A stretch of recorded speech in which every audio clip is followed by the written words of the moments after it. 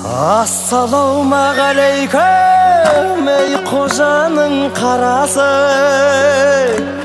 Уағалейкум ассалам, ұлы дала баласы. Ей тәкәппар дүние, бізге де бір қарашы. Танымысың сен бізді, біз қазақтың баласы, біз қазақтың баласы. Бес күндік мына жалғаннан қарада өткен, қанды өткен, беу дүниеде бәндеткен, середе өткен, салды өткен, тотыдай болып таранып, сыланып сұлу жарды өткен, аманат сөзді арқалап, қатепті талай нарды өткен, өшеулі өмір болған соң бәрінен ұшып жан кеткен.